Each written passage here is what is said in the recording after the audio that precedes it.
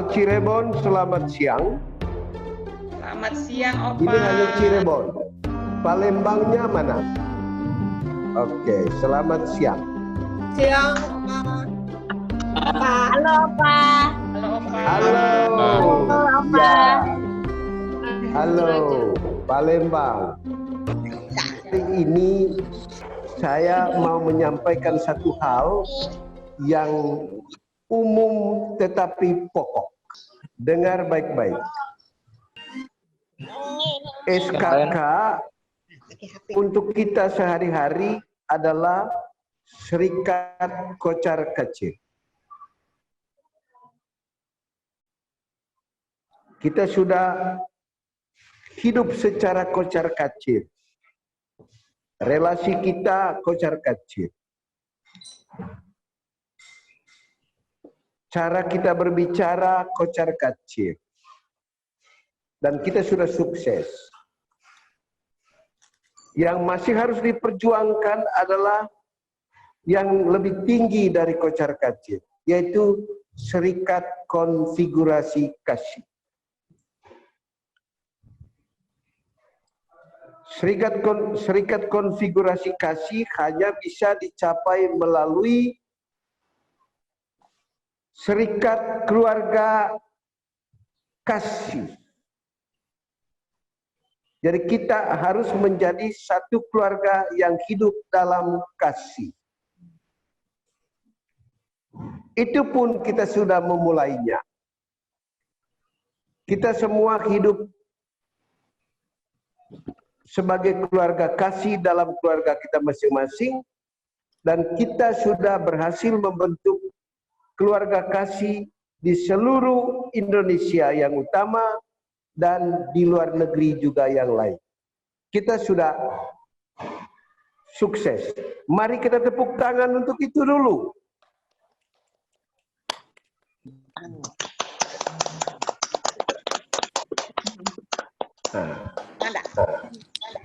Tangan. Dalam hubungan dengan corona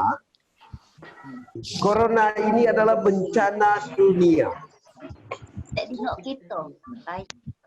Sampai Cirebon batal karena corona.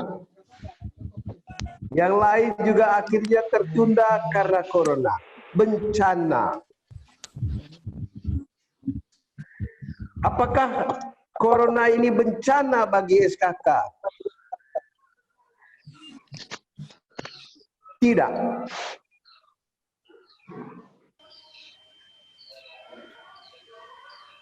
Corona ini adalah rahmat, dan kami sedang menunjukkan rahmat itu di Kupang selama corona ini.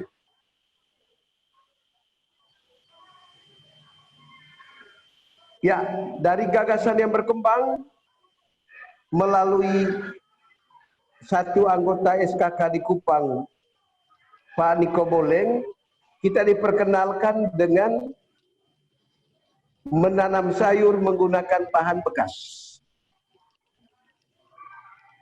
Ya sudah mulai di tempat lain sih, tetapi secara besar-besaran baru dimulai di SKK tahun ini selama corona ini. Nah, dari gagasan itu bertumbuh sekarang, kita mau jadikan Mekon Indah tempat wisata dengan rumah-rumah dari sayur-sayuran dan bunga-bunga. Mulai tahun ini kita akan bangun tempat duduk di seluruh Mekon, dindingnya dari sayur dan bunga. Kami sekarang sedang merancang pipa-pipanya untuk membangun rumah itu. Ya, kita harus tunjukkan kepada dunia bahwa corona itu bukan menakutkan, tetapi membangkitkan kreativitas untuk membuat bumi jadi indah dan membuat bumi menjadi tempat yang nyaman untuk hidup. Dengan rahmat corona ini, ya Tuhan memberikan kepada SKK satu, menanam sayur tanpa harus disiram rutin. Menanam sayur tidak harus bongkar karang lagi, karena kita sudah membongkar keburukan kita yang disimbolkan dengan membongkar karang selama bertahun-tahun SKK ada. Rahmat dari kita membongkar karang, sekarang kita bisa menanam sayur, menanam bunga tanpa harus disiram dan tanpa harus dibongkar karangnya. Dengan air yang sangat sedikit kita bisa memelihara sayur. Jadi untuk sementara Cirebon, Palembang berdoa dan mendukung Kupang sebagai pusatnya dulu.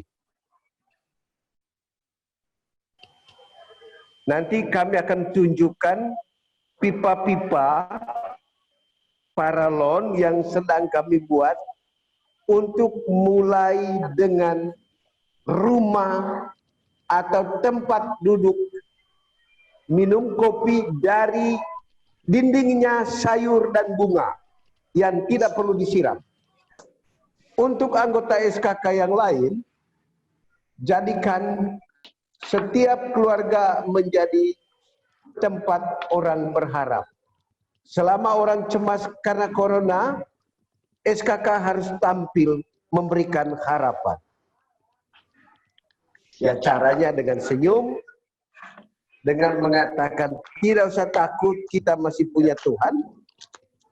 Tidak semua orang mati karena corona, dan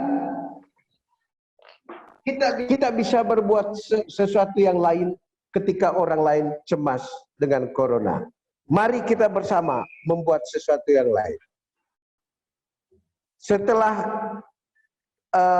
Mekon Indah jadi nanti, kita akan bagikan model ini untuk semua anggota SKK di seluruh Indonesia.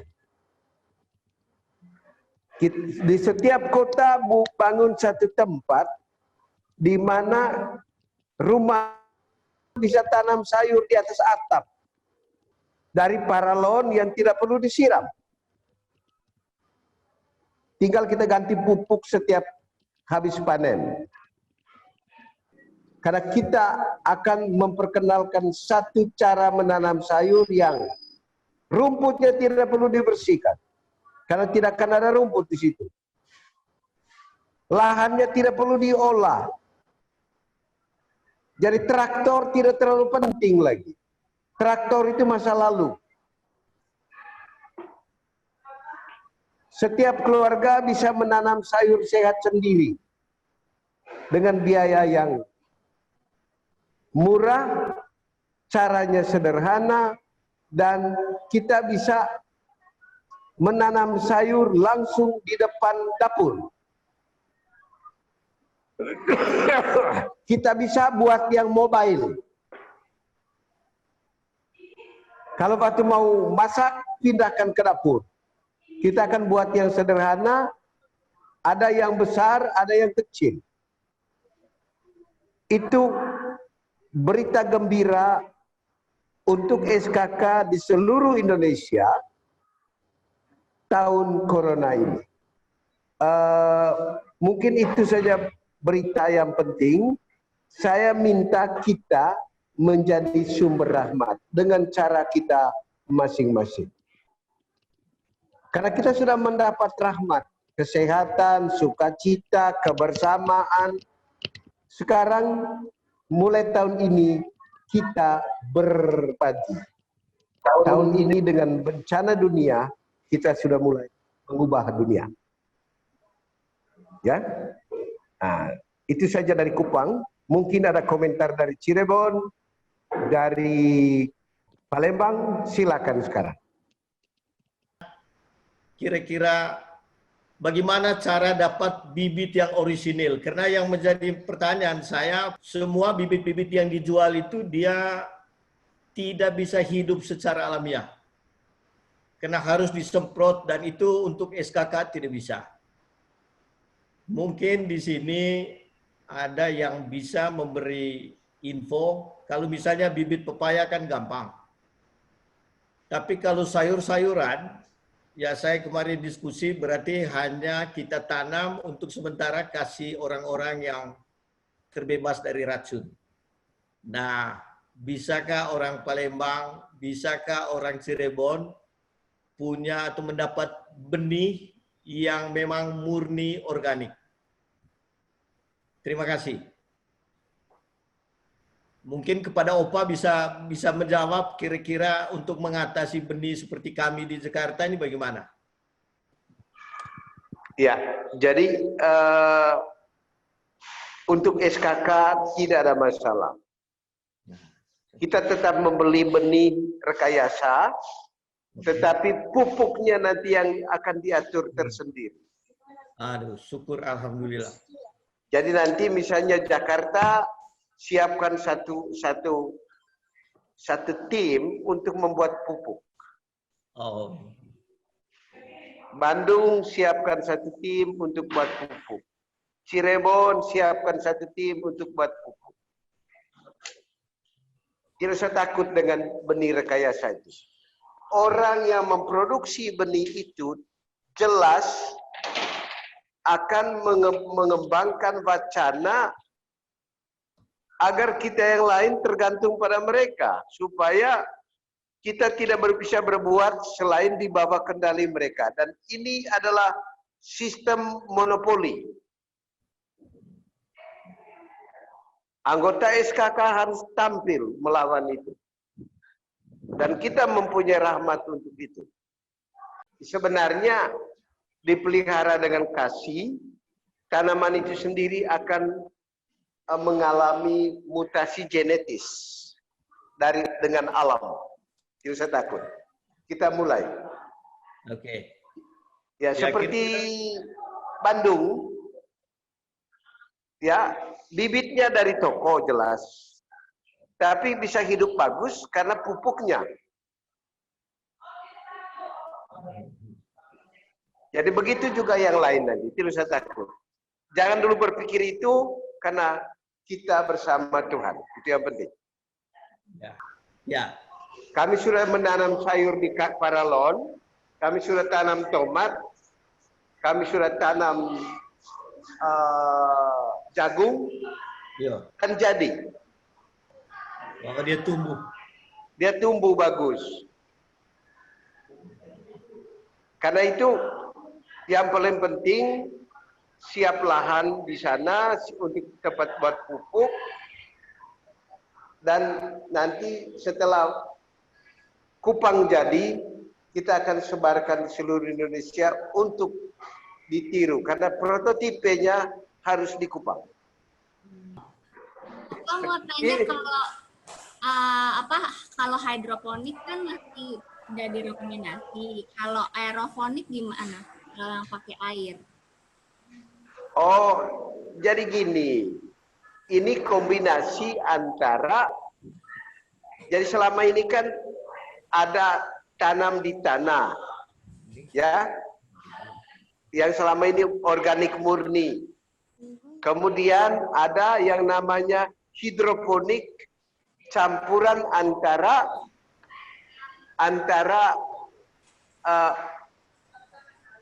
teknologi dengan air. Kita sekarang justru kita sudah satu tingkat lebih tinggi karena kita memadukan organik dengan hidroponik. Tidak usah takut. Kami akan menunjukkannya di Kupang. Sekarang sudah mulai. Dan ini atas perintah, atas ilham, bukan atas hasil studi. Itu bedanya ya. Hidroponik itu hasil studi. Karena itu dia tergantung pada sistem yang dikembangkan dalam studi. Kalau ini tidak. Ini hasil pemberitahuan. Tidak usah takut. Pertama, prinsip bersama Allah kita pasti sampai ke rumah Bapa. Ya, akulah jalan, kebenaran, dan hidup. Itu pegang itu. Dia adalah jalan menuju itu. Dialah kebenaran dan dialah hidup. Kalau kita bersama Allah, kita pasti mendapat jalan yang benar, ya. Kita mendapat kebenaran dan kita mencapai cara hidup yang benar. Ya, gitu. Saya, Opa. Ya. Saya nanam sayur. Kalau panen yang pertama itu hasilnya bagus. Tapi yang Ya. kedua Kecil-kecil. hasilnya kecil-kecil, Opa. Kurang bagus. Oh, variasi. Jadi sistem rotasi. Nanti saya akan beritahu. Sesudah call kita harus tanam apa. Nanti kita akan buat pupuk khusus di Cirebon. Jangan khawatir. Ya? Kalau untuk mengatasi hamanya pakai apa ya, Opa? Kadang suka ada kutu putih, terus Bukan. dikacang. Hama itu karena rotasi yang keliru. Di Mekon tidak ada hama karena sesudah kangkung harus tanam apa? Bukan asal tanam. Kita bertanggung jawab untuk menyehatkan dunia. Memberi harapan kepada orang lain. Ya? Mungkin sambil menunggu yang mau bertanya, itu cara mengetahui air di dalam itu sudah ada lubang, bisa kita tahu airnya habis di dalam paralon. Oh, ada lubang kontrol. Oh, Kita buat lubang kontrolnya. ya. Kalau di botol air minum, itu sampai panen sekali saja isi air. Oh. Atau paling tinggi 2 kali. Ya. Dari isi air pertama, isi air kedua langsung panen. Jadi ini Kami sudah coba Yo. paralon, usianya sudah 5 hari, airnya baru sedikit sekali, mungkin 5 mili turunnya. Jadi sudah 5 hari. Sudah 5 hari sayurnya bertumbuh, airnya baru turun sekitar 5 mili, tidak sampai 1 senti. Opa, ini kan baru belajar nanam. Terus Belajar apa? ya gitu, menanam. Menanam. Ya. Iya gitu, ada yang mati, ada yang hidup, terus ada yang Oh, iya. sakit juga sih. Nah, terus sementara kan ini masih pakai pupuknya AB mix gitu. Karena bingung Oh, juga tidak pakai bisa. Jadi nanti Oh. kamu sabar saja, belajar dulu, tidak usah takut. Jalan dulu yang ada yang hidup harus diterima, ada yang setengah mati harus diterima, ada yang mati juga harus diterima. Ya, gitu. Oh, jadi Tetapi pakai pupuknya apa? nanti saya akan rancang pupuk khusus untuk wilayah Cirebon. Oh. Saya minta Mas Anton punya tempat nanti dijadikan tempat menghasilkan pupuk, ya. Asik. Ya. Berarti setiap tanaman yang kita tanam, dia sendiri yang tahu kebutuhan airnya. Oh iya, Itu dia punya dia akan isap sesuai kebutuhannya. beda dengan kita siram. Ada saatnya dia tidak butuh air, akhirnya rusak. Benar. Ya, saya Pak Ardi. Ya, silakan Bu. Apakah benar nih persepsi saya bahwa sekarang sebenarnya manusia sekarang lebih belajar hidup kepada tanaman atau tanaman yang belajar hidup kepada manusia? Tadi pernyataan Pak Mans terakhir bilang bahwa jadi tanaman itu minum atau makan atau menutrisi tubuhnya ketika dia membutuhkan. Sebenarnya manusia juga seperti itu. Jadi yang mana yang duluan gitu Pak? Maksudnya gini, belajar ke tanaman atau tanaman yang Oh iya. Baik. Ini persoalan teologis. Baik. Ini sekedar pengetahuan ya.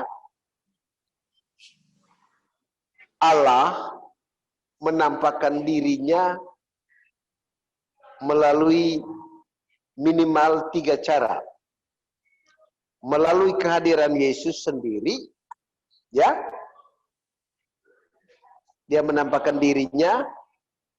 Kemudian setelah Yesus kembali, dia menampakkan dirinya melalui para muridnya yang dipilihnya. Kemudian selanjutnya melalui sesama manusia. Jadi ada 2 di situ. Allah menampakkan dirinya sendiri, menampakkan dirinya melalui manusia, dan yang berikut dia menampakkan dirinya melalui alam. Jadi manusia jangan